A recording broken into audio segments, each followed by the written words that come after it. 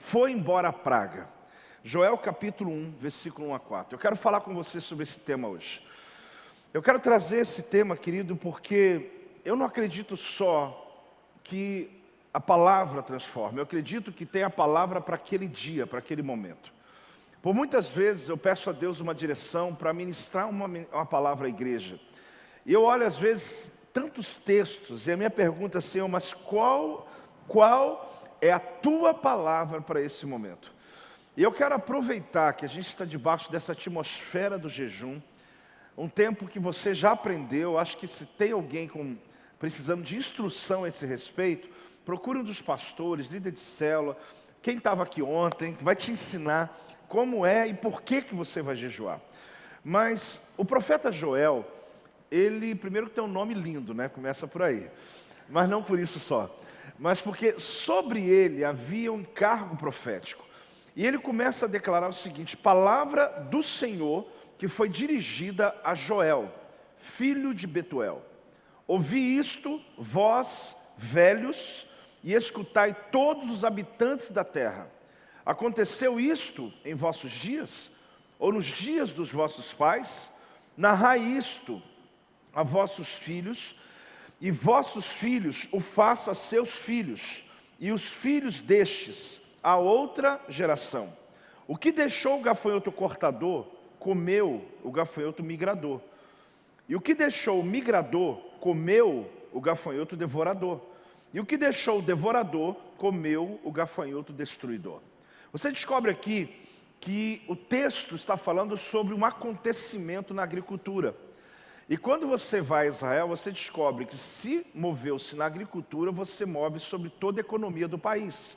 Porque estamos falando de um país de deserto. E aqui está mostrando, querido, que esse acontecimento não era um acaso, era intencional. Que Deus estava nesse caso. Que mesmo que fosse uma praga que estava vindo sobre o povo, Deus estava tratando o seu povo. Mas a minha pergunta é, será que o gafanhoto, a praga, entrou na tua casa? Olha aqui para mim.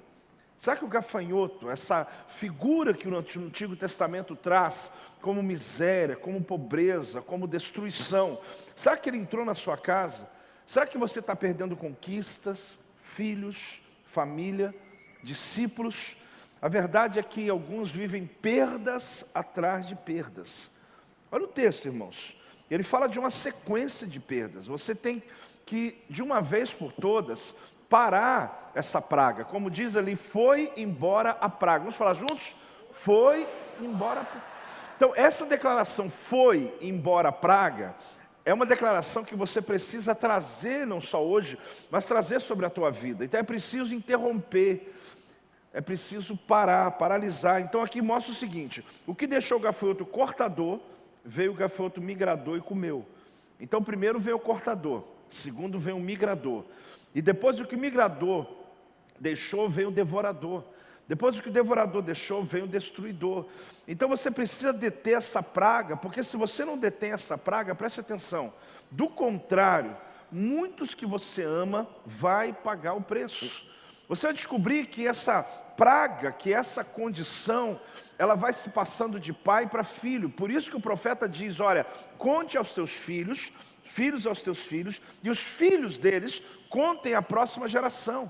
Que ninguém se esqueça que o dia que o povo desobedeceu a minha palavra, a praga veio sobre eles. Então aqui você percebe que no meio desse texto do profeta Joel, existe uma restituição, onde a profecia ela se fecha quando ele diz que restituir-vos-ei os anos que foram consumidos. E ele vai dando a lista desses gafanhotos, dessas ações contra o povo de Israel, que Deus então ele está dizendo, eu trarei restituição dos anos que foram perdidos.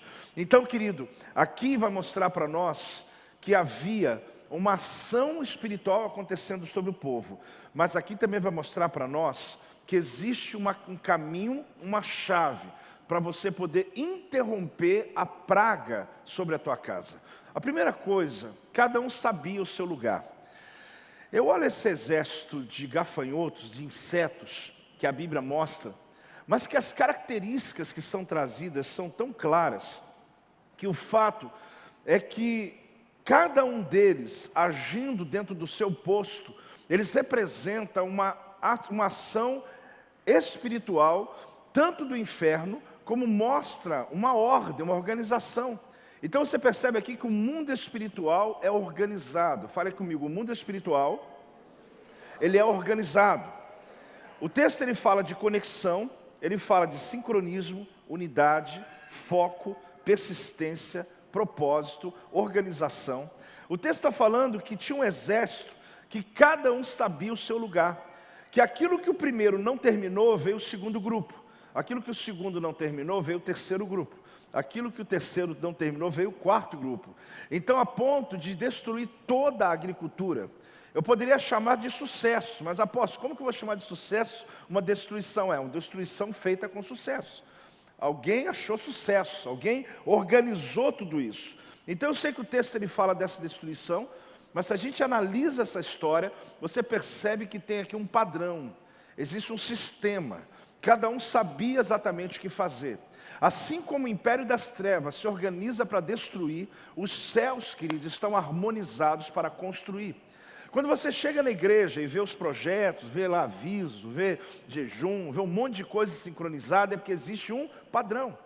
Assim como Satanás destrói as pessoas, porque ele veio para matar, roubar e destruir, a nossa oração é que quando alguém conheça Jesus aqui neste lugar, ele seja ganho, ele seja consolidado, ele seja discipulado, ele seja alcançado, ele seja liberto, ele tenha a cura interior, ele tenha a libertação, ele passe pelo batismo, ele passe pelos processos, porque lá fora, querido, o gafanhoto está destruindo a vida das pessoas, mas quando Jesus entra na vida de alguém, é estancada essa ação do inferno, interrompe toda a praga. Por isso, o dia que você confessou Jesus como Senhor e Salvador da tua vida, naquele instante, interrompeu a praga sobre você, sobre tua geração, sobre os próximos que virão. Pode dizer amém em nome de Jesus. Então é muito interessante você olhar como que o império das trevas, ele trabalha de uma maneira ordenada. E por que às vezes perdemos? Porque às vezes não temos a mesma unidade. Você descobre aqui que eles tinham cada um o seu lugar. Então a estratégia aqui, ela está muito clara. Agora preste atenção.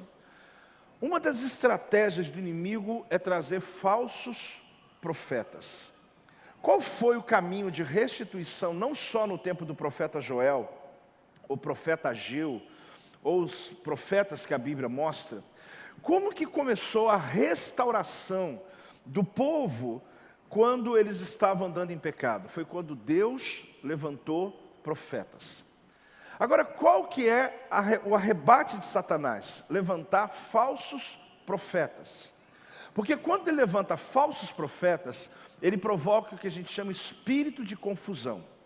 Elias chegou a um tempo que ele encontrou Israel exatamente confuso, embriagado por tantas profecias falsas que foram liberadas. Então, amado, não aceite nada além daquilo que Deus fala a seu respeito. Quando uma pessoa vier liberar uma palavra, ouça, mas preste atenção se condiz com aquilo que a palavra está dizendo.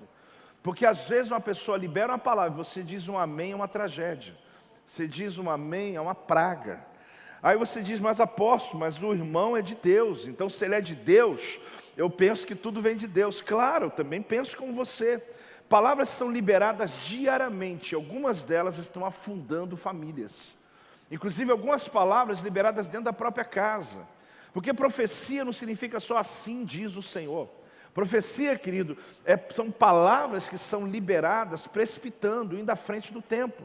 Então eu percebo que muitas palavras são liberadas dentro da própria casa. Repreende aquela palavra. Às vezes na hora da ira, o marido fala alguma coisa. Às vezes a mãe fala para o filho uma palavra. Às vezes o filho fala para a mãe uma palavra. Repreende a palavra, estanque essa hemorragia na raiz. Não aceite palavras contrárias sobre a tua vida. Eu não preciso dizer para você, mas você já sabe, eu repito. Amado, há um poder na palavra liberada. Então cuidado com as falsas profecias contra aquilo que Deus falou a teu respeito. Não aceite nada além daquilo que Deus falou sobre você. Eu estou dizendo aqui que Deus chama você de vencedor. Só que alguém diz que você perdeu. Não, eu fui chamado para ser vencedor. Agora, isso não é apenas uma eu estou animando o meu espírito. Não, eu creio naquilo que a palavra de Deus diz. Por quê? Porque é muito perigoso uma pessoa que tem a profecia com o espírito incorreto. Ele tem a profecia, só que o espírito não testifica. E uma pessoa que ela se afasta de Deus, querido, não significa que ela perde o dom. Espera aí, apóstolo, explica melhor. Uma pessoa se afasta de Deus e ela continua tendo o dom dela? Sim. E às vezes ela tem uma palavra profética, mas o espírito já não está mais nela. Ela já não tem mais o discernimento de Deus. E simplesmente ela libera uma palavra. Espera aí, vamos lá na palavra então. Mateus 7, 21. Você vai ver uma coisa fantástica. Você vai perceber, querido, que é um susto quando a gente lê esse texto. Olha bem, nem todo o que me diz Senhor, Senhor, entrará no reino dos céus, mas aquele que faz a vontade de meu Pai. Amado, só uma pausa aqui. Um dos maiores benefícios do jejum, eu falei ontem umas 3 ou mais vezes, se chama discernimento. Se chama o quê?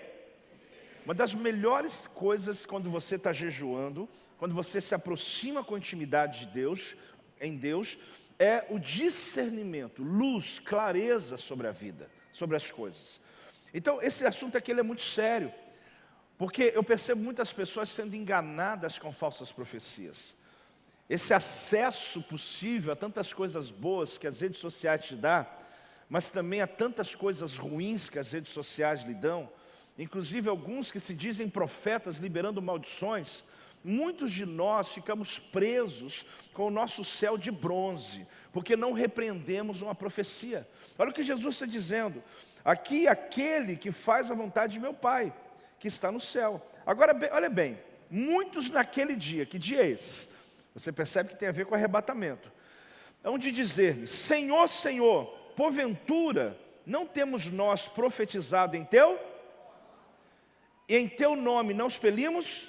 Espera aí, mas é possível? Olha bem, e em Teu nome não fizemos muitos milagres?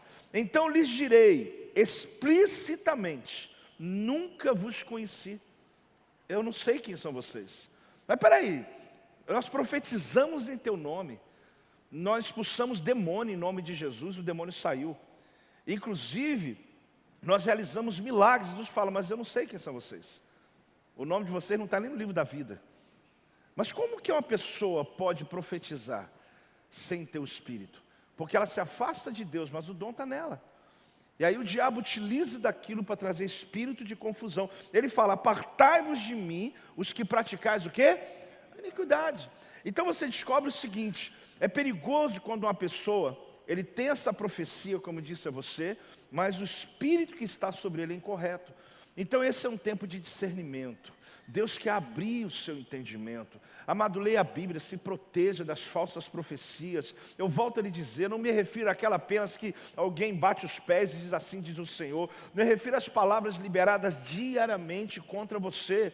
Palavras que você tem que dizer, eu não recebo essa palavra. Olha, toma cuidado aí que vai dar errado tudo isso, não vai dar errado nada. Deus está comigo. Olha, fica cuidado que o último que fez essa situação que você está fazendo, perdeu tudo. Não, eu não vou perder, porque a bênção do Senhor está sobre mim. Então comece a quebrar maldições, a começar dentro da tua casa, querido. Não aceite palavras contrárias sobre a tua vida. Aqui entra o que a Bíblia chama de espírito de Jezabel. O espírito de Jezabel é um espírito de manipulação, é um espírito de encantamento. Você já viu uma pessoa encantada?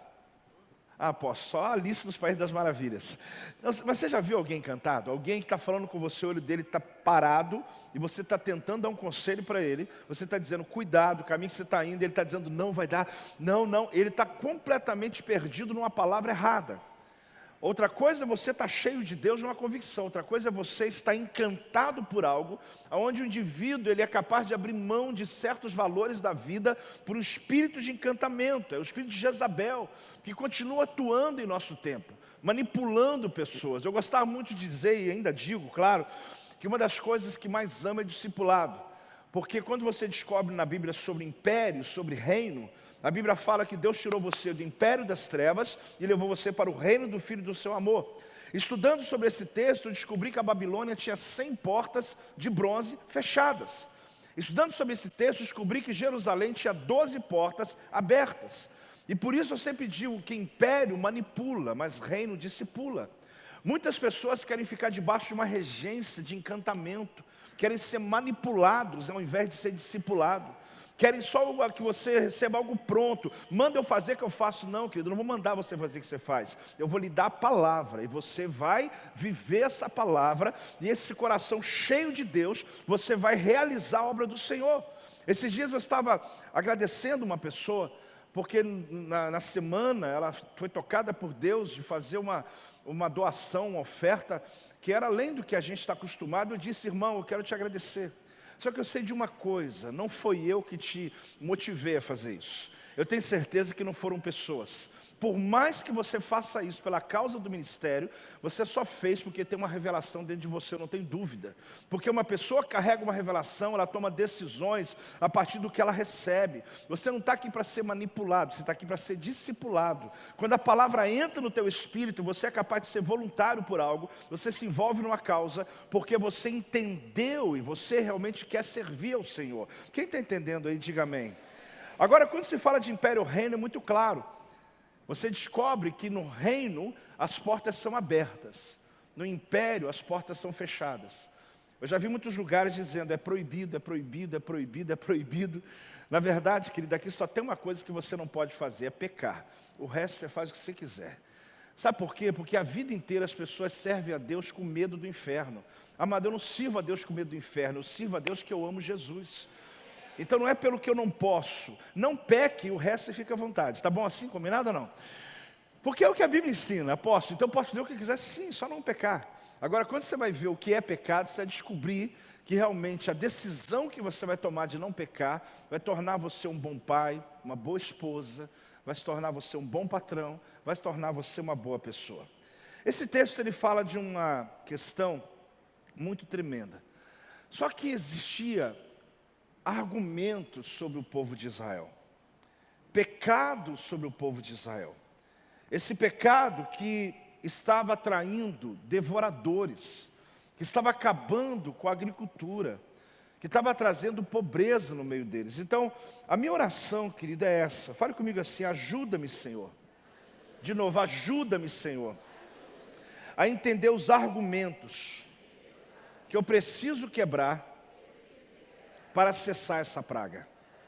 Quando eu olho esse texto, eu estou lendo ele depois do acontecimento. Mas imagina aquele povo abrindo a janela da casa e olhando os campos todos destruídos por uma espécie de locusta, de gafanhotos, que acabou com tudo que eles tinham.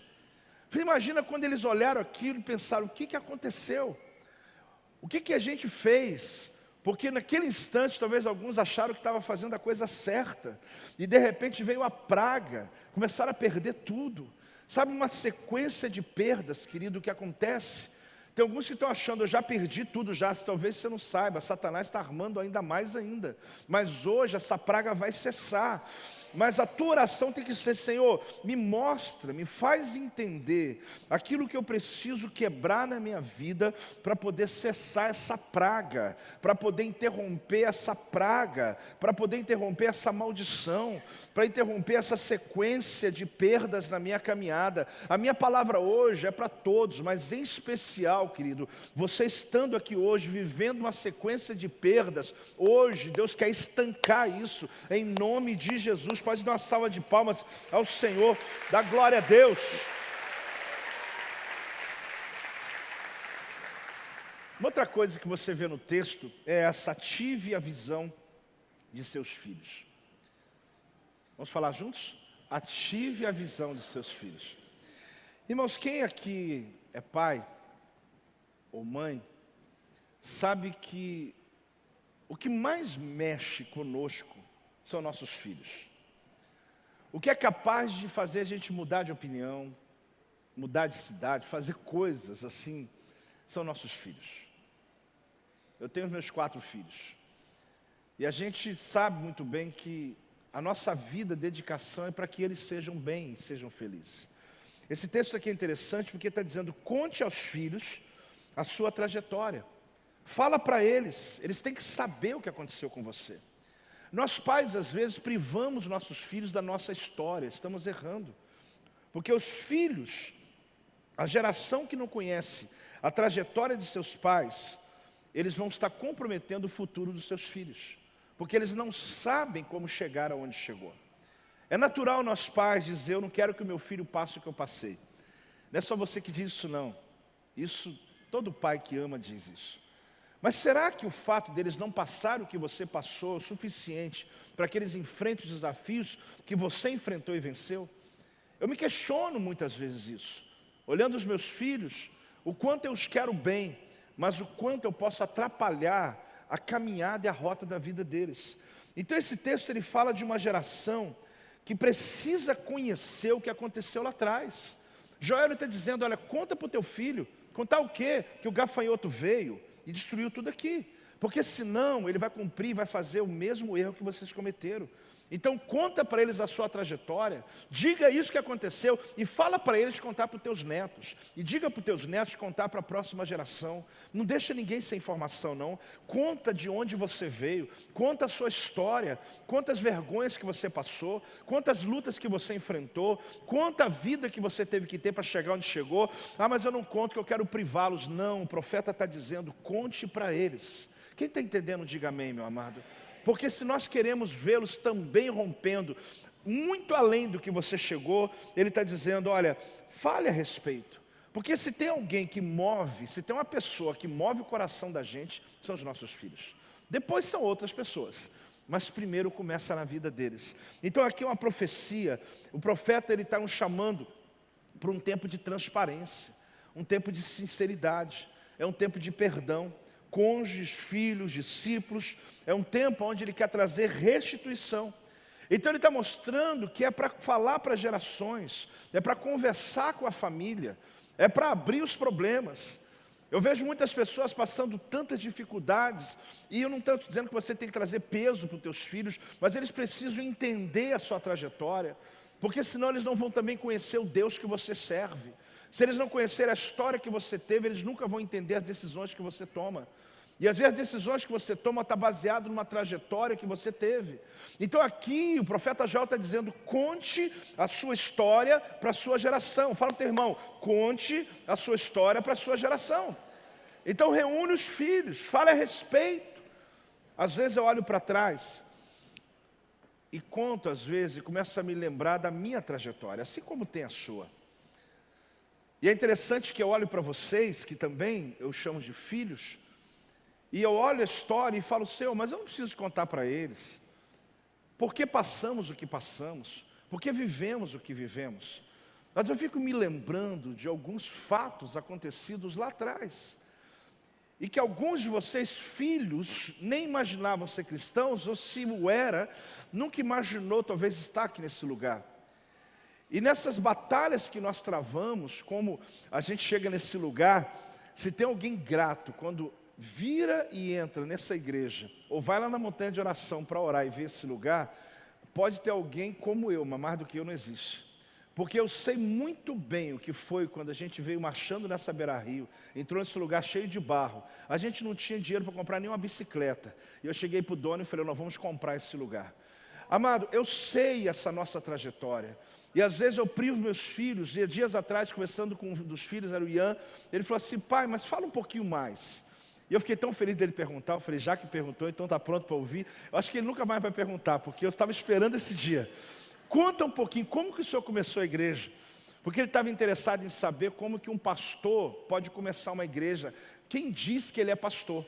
Uma pessoa pode acordar de dia assim e falar, vou abrir uma igreja. Aí eu falei, não, meu filho, não é isso não. Aí eu comecei a dizer, ele tem que ter a bênção de Deus, ele tem que ter uma história.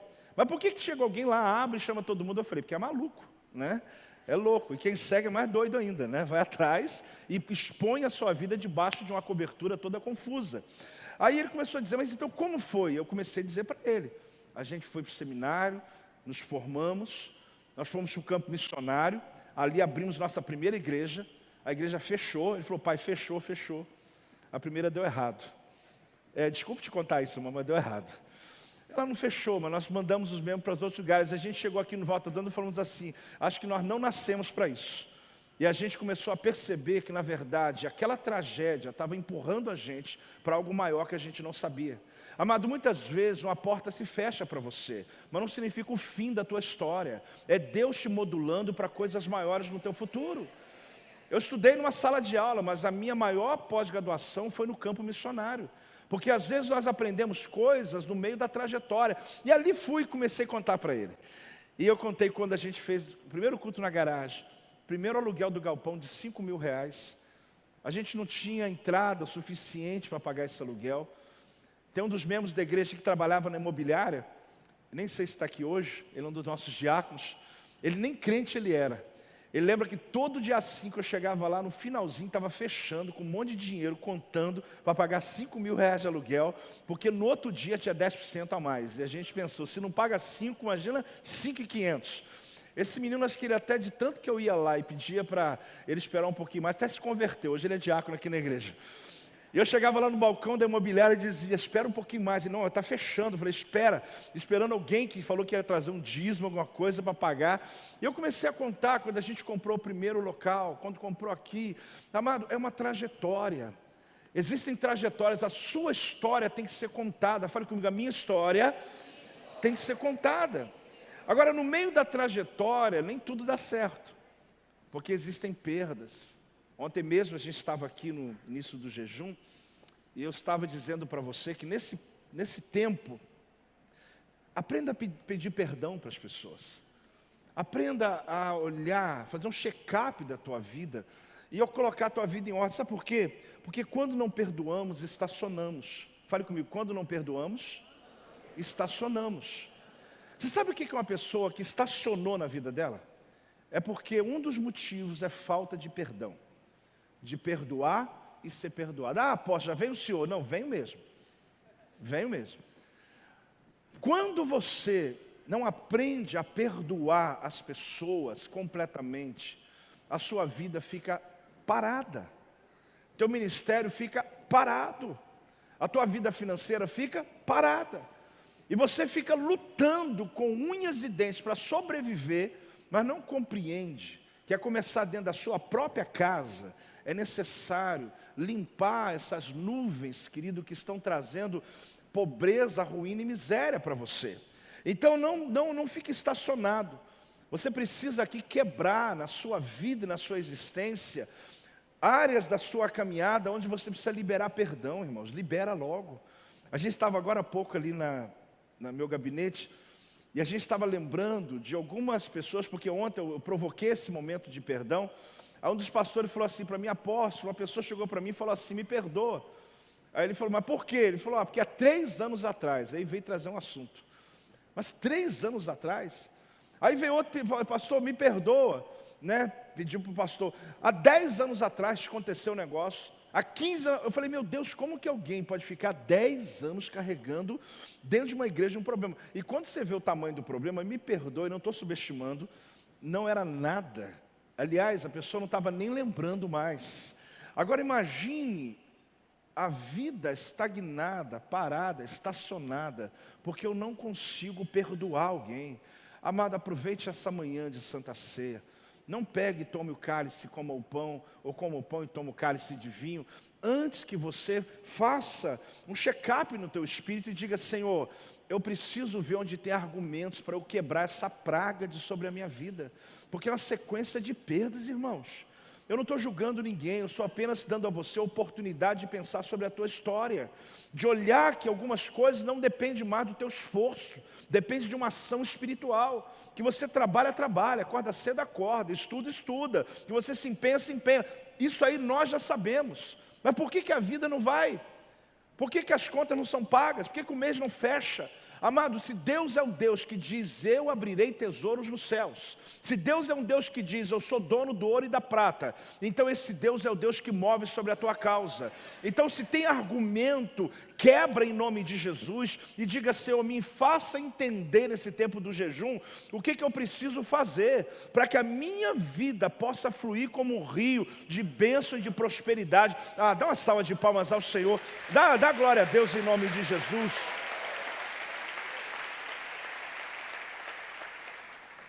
Eu quero orar nesse momento. Feche os olhos. Pai, em nome do Senhor, nessa palavra até agora eu quero trazer restituição.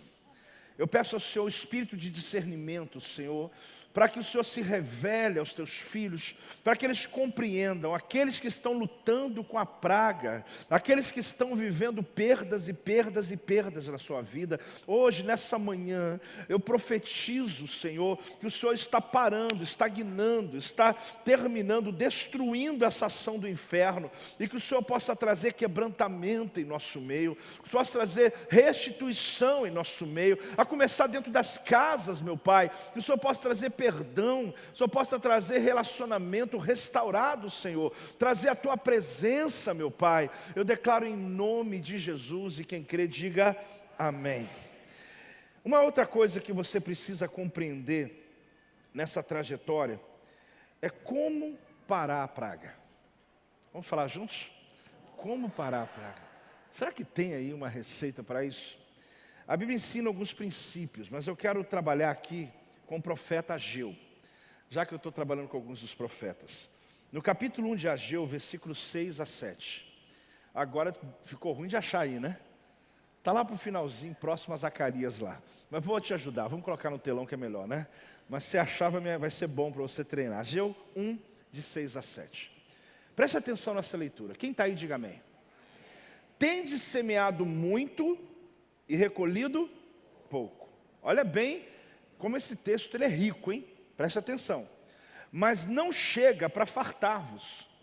Bebeis, mas não dá para saciar-vos. Vestir-vos, mas ninguém se aquece. E o que recebe salário, recebe-o para pô-lo num bolso o quê? No saquitel? Furado. O bolso está furado. Você põe o dinheiro, na hora que você vai enfiar a mão, cadê o dinheiro? Sumiu. Aí você põe o dinheiro no início do mês, na hora que você enfia a mão, cadê? Trabalhei e sumiu. Assim diz o Senhor dos Exércitos, considerai o quê? Então ele está dando uma dica. Se você hoje começa a olhar que você vai se vestir, não tem roupa para se aquecer, você vai ter que beber, não tem o suficiente para saciar a sede, você precisa comer e você não tem aquilo que pode realmente suprir você. E você descobre que quando você precisa de recursos, enfia a mão no bolso, o teu saquitel, o teu bolso está furado. E você nunca tem o suficiente que você precisa. Aí vem o Senhor e diz, olha, faz uma coisa, considere o vosso passado. Dá uma olhada na sua trajetória. Irmãos, você vai perceber que de vez em quando Deus faz isso com a gente. Ele está dizendo, dá uma olhada, examine a sua vida, seja honesto com a sua vida. Irmãos, numa manhã como essa, a gente precisa aproveitar a oportunidade para fazer esse check-up, para dar uma olhada. Porque eu já disse, a gente sabe que trabalhar está trabalhando muito, está acordando mais cedo, está dormindo mais tarde, está se preparando, está estudando, está correndo atrás. Mas o que está acontecendo? Será que eu vim para julgar você? Nunca. Eu só vim aqui hoje para dizer, olha, olhe para o passado e veja a sua história, veja as suas sementes que você plantou. Aí a questão é, como que eu consigo parar essa praga? Eu vejo aqui uma chave. Ageu vai falar dos argumentos. Capítulo 1, versículo 8. Vamos seguir a leitura? Ele diz assim, subi ao monte, trazei madeira e edificai a casa. Dela me agradarei e serei glorificado, diz o Senhor. Então ele está dizendo, olha para o passado. Aí no versículo 8, não 9, por favor. Versículo 8 ele diz, subi ao monte, trazei madeira, edificai a casa, dela me agradarei e serei glorificado, diz o Senhor. Então tinha aqui um argumento que provocou a seca. Fala comigo, tinha um argumento que provocou a seca. Aí ele disse, você quer quebrar isso? Sobe no monte. Sobe no monte. Hoje mesmo eu estava cantando aqui sobre os altos montes. Não é só uma leitura, não é só uma letra, uma poesia. É uma declaração de fé. Suba ao monte. O profeta que diz isso, ele diz o seguinte. O profeta Zacarias, quando ele começa a falar a respeito do sofrimento que eles estavam vivendo, ele começa dizendo, ainda que a figueira não floresça, ainda que não haja fruto na vide, ainda que o produto da oliveira minta, ainda que não haja ovelhas nos currais, ele começa a dizer, meu Deus, ainda que me falte tudo, eu me alegrarei no Deus da minha salvação. Aí ele dá o segredo: porque eu subi os montes como a corça, o Senhor faz os meus pés como o da corça, e me faz subir aos lugares altos. O que ele está querendo dizer é que o problema continua, eu estou vendo a luta aqui continuando, mas o Senhor me pôs num lugar tão alto que eu estou enxergando agora a saída. Então a primeira coisa Deus fala para você: suba aos lugares altos. Subir aos lugares altos não é geográfico, é um estado mental, é um posicionamento espiritual, é uma decisão na vida, de sempre olhar a vida num outro prisma. Amado, quando você olhar um problema, lembra do labirinto. Lá dentro você não acha saída, mas se você olhar de cima, você vê a saída lá fora. Deus quer mostrar a você que nesse labirinto de perdas tem uma saída que o Espírito Santo vai lhe dar. Mas ele diz: vá aos lugares altos. Quando você se assenta aqui, você está subindo aos lugares altos. Quando você interrompe a tua semana para ir numa célula e alguém vai abrir a Bíblia, você está subindo aos lugares altos. Quando você busca o Senhor no jejum, você está subindo aos lugares altos. Só que ele diz: vá aos lugares altos, e ali ele fala o seguinte: trazei madeira. Aí que entra a grande questão. Trazer madeira para quê? Para edificar a minha casa. Mas qual é a grande... O que estava acontecendo aqui? É só olhar com carinho, com cuidado o versículo 9. Preste atenção. Capítulo 1 de Ageu, versículo 9. Esperastes o muito. Olha bem. Vocês esperaram muito. E eis que veio a ser pouco. E esse pouco, quando o trouxeste para casa, eu com um assopro o dissipei. Ele está dizendo: olha, vocês esperaram muito que eu pudesse fazer. E também, não só esse termo quer dizer, esperaram muito de mim, mas esperaram muito para entregar. E quando entregar, o que você deu é pouco demais. Porque você não entendeu o tempo na minha presença. Aí ele fala assim: eu com um assopro dissipei. Como que Deus é bom, né? Aí fala assim: por quê? Olha como a Bíblia é maravilhosa. A pergunta aqui é a pergunta que eu também faço. Por que que o Senhor permitiu isso? Por que que eu estou tendo perdas na vida? Por que que a praga não cessa de mim, do meu filho, do meu neto, da minha geração? Por que que eu não consigo resultados que eu estou buscando? Por quê? Diz o Senhor dos Exércitos. Aqui é profecia, tá, irmão? Porque tem muito profeta falso liberando palavra para estagnar a tua vida. Muita gente errando naquilo que não pode errar, que é na teologia. Pregando um evangelho de uma graça barata, onde muita gente vai para o inferno porque não conhece a Bíblia realmente como ela está escrita. Amado, princípios não se negocia. Não é o que o apóstolo Joel pensa, é o que a Bíblia fala a respeito. Pode dizer amém, irmão, não tem problema não. Então diz o Senhor dos Exércitos: por causa da minha casa. O problema que está acontecendo com vocês é por causa da minha casa, que permanece em ruína. Ele está dizendo: ao passo que cada um de vós corre por causa da sua própria casa. Vocês pegaram a madeira que era para construir minha casa e construíram a sua. Vocês pegaram os recursos que era para levantar minha casa e usou para suprir tua vida. Aí vocês vêm até mim e quer que eu abençoe a tua casa, sendo que vocês esqueceram da minha casa. Amado, eu sei que o profeta Ageu falou lá no Antigo Testamento, mas esse texto é atemporal, ele está dizendo para nós hoje. Ele não fala apenas do recurso, porque a madeira aqui significa meu dízimo, sim. A madeira significa minha oferta, sim. Mas a madeira significa o meu engajamento na casa do Senhor. Ele está dizendo: vocês estão correndo, porque vocês não têm tempo para a minha casa, mas correm para fazer as coisas da sua. Você não consegue abrir uma célula, mas você tem semana inteira para você. Você não consegue ser voluntário a nenhum projeto, você não consegue evangelizar uma pessoa, mas você é capaz de fazer festa a semana inteira. Amado, eu não estou te julgando, estou apenas parafraseando. O que Deus estava dizendo: cuidado, para que você cuide só das tuas coisas e esqueça da minha casa.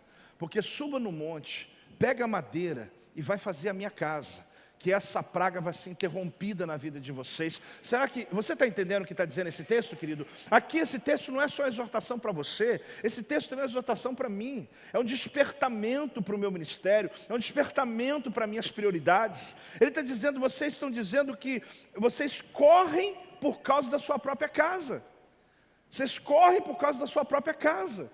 E Deus está dizendo: por que vocês não correm por causa da minha casa?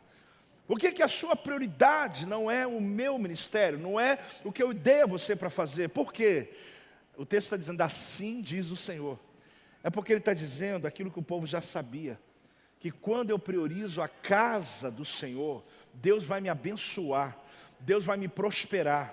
A bênção virá para o meu filho, para os meus netos, para a minha geração, e a bênção estará sobre todos eles. Só que você está vendo um povo que se esqueceu daquilo que era prioridade de Deus.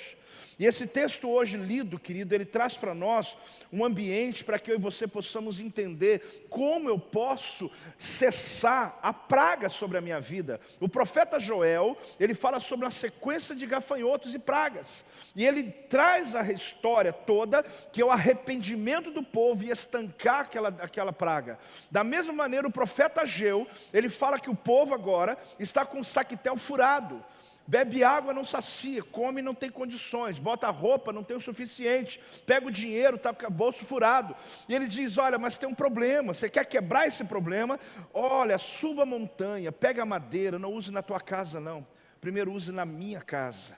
Gaste a sua energia naquilo que eu te chamei para fazer, e você vai ver como eu vou abençoar a tua vida. Amado, será que esse texto fala com alguém de nós aqui? Será que hoje de manhã dá para a gente dizer, Deus, me perdoa, porque talvez eu tenha feito muito, mas eu quero correr para as tuas coisas, não para as minhas coisas. O texto aqui quer mostrar uma questão muito clara, olhe para mim. É um povo que dizia, eu não tenho tempo. Aí Deus falou, engraçado, né? Mas vocês vivem correndo, fazendo as suas coisas. E toda hora diz, mas eu não tenho tempo. Eu não tenho tempo para orar, eu não tenho tempo para ler a Bíblia. Ah, apóstolo, minha vida é o seguinte, eu acordo de madrugada, chego em casa, eu não tenho tempo. Aí Deus falou, então, você corre o dia inteiro. Só que você esqueceu de correr para o lado certo. Você não está entendendo que quem cuida da minha casa. Então, amado, pede a Deus um ministério. Seja voluntário de um projeto.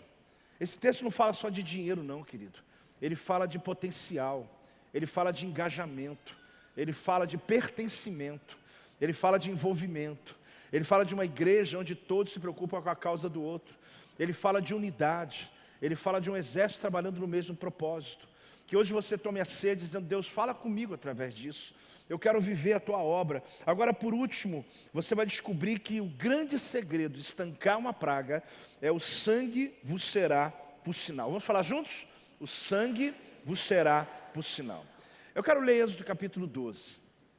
Eu não posso parar de ensinar esse texto, porque a Páscoa, querido, não é apenas uma história que aconteceu no passado, mas Êxodo 12, de 12 a 13, olha o que diz, porque naquela noite passarei pela terra do Egito e ferirei na terra do Egito todos os primogênitos, desde os homens até os animais, executarei juízo sobre todos os deuses do Egito.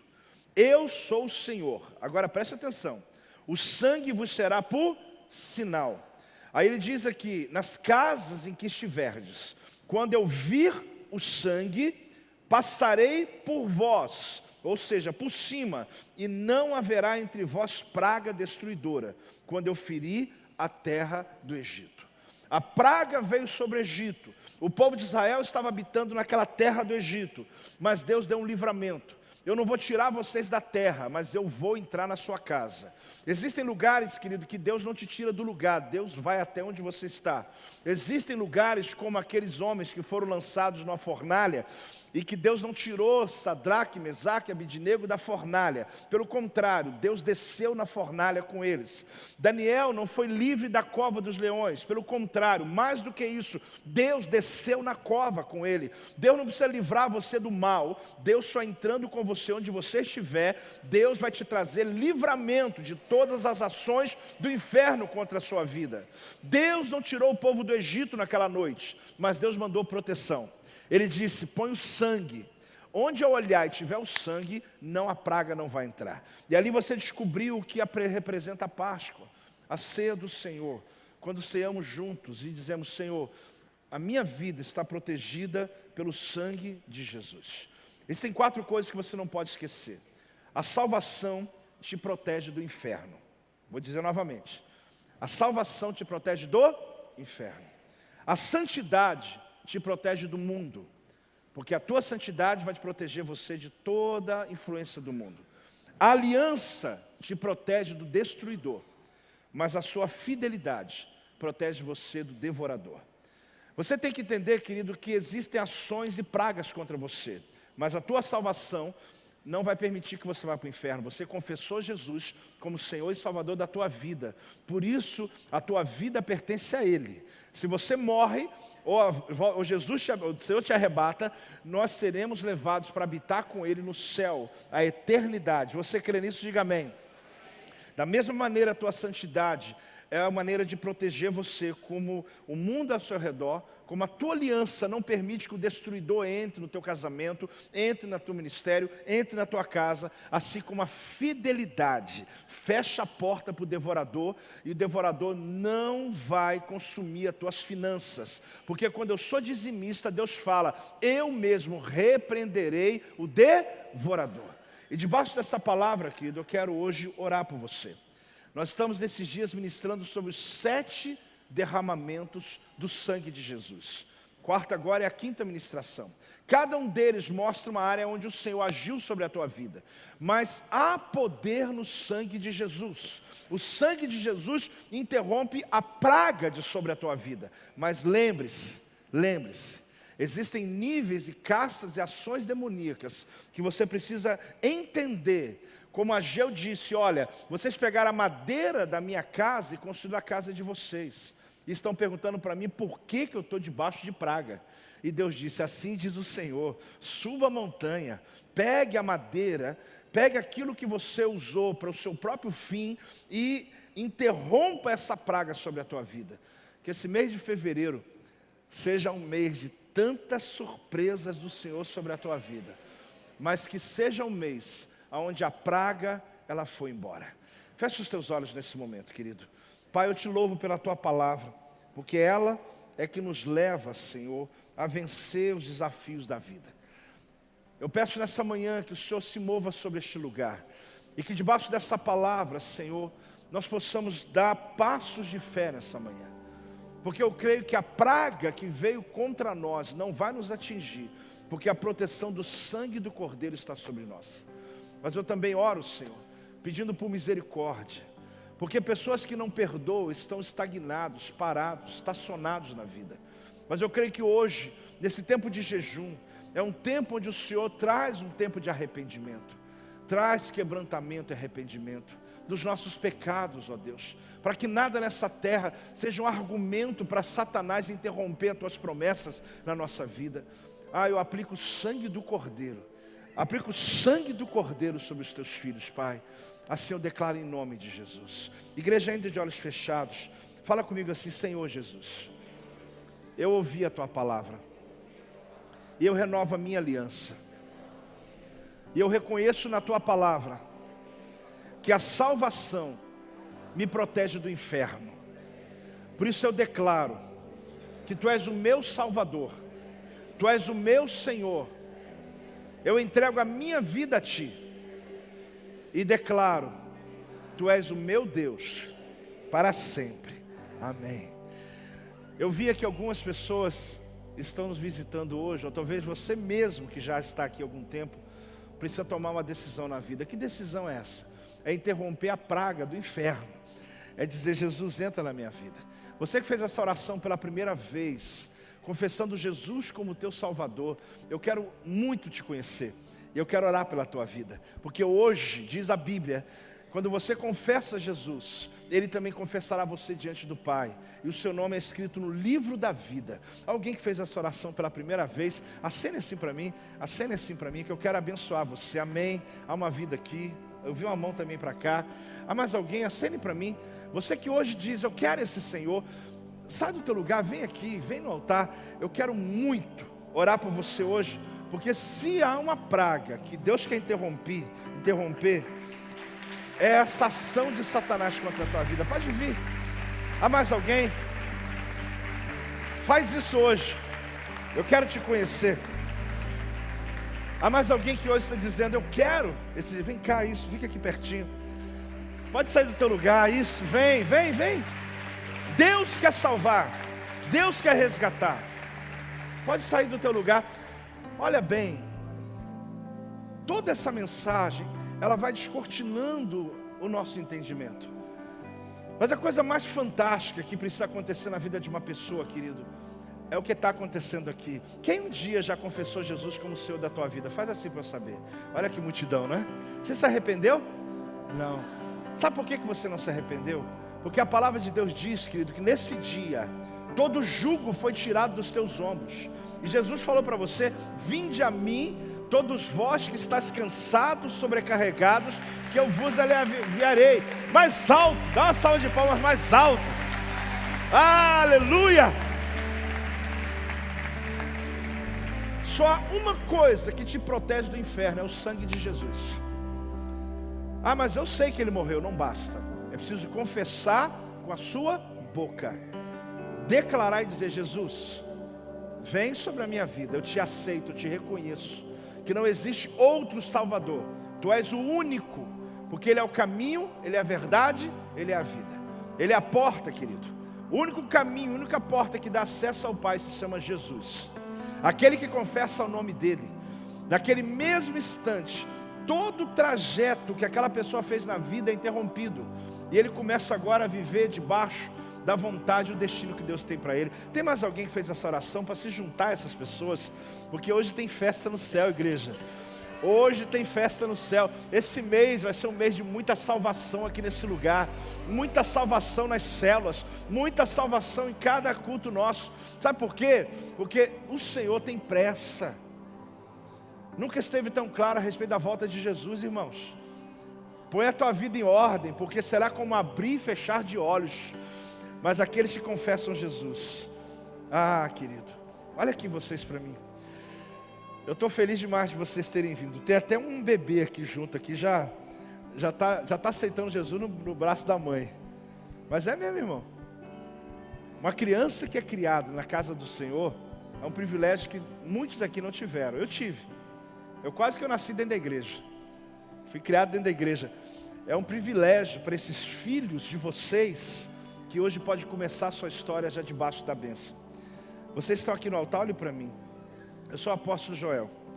Eu quero dizer uma coisa para vocês. Muitas coisas me alegram, mas nada mais do que ver o que eu estou vendo aqui hoje. Porque olha, a decisão que vocês tomam aqui hoje é uma decisão individual. É uma decisão que muda a história da nossa vida. O que Jesus disse e prometeu é que o jugo que você está carregando, Ele fala: eu vou pegar agora, e Ele vai te dar o dele que é leve. Então a minha oração é que hoje Deus comece uma nova história na vida de vocês. A gente precisa do nome de vocês logo após essa oração, porque vocês serão alvos das orações dessa igreja. Porque hoje Deus só está começando. Mas acredite, vocês nunca viveram o que vocês vão viver a partir de hoje. Deus cuidando de cada passo de vocês nessa terra. Eu os abençoo. Eu sou o apóstolo Joel. Eu quero apresentar essa igreja para vocês. Olhem para trás e veja essa igreja linda.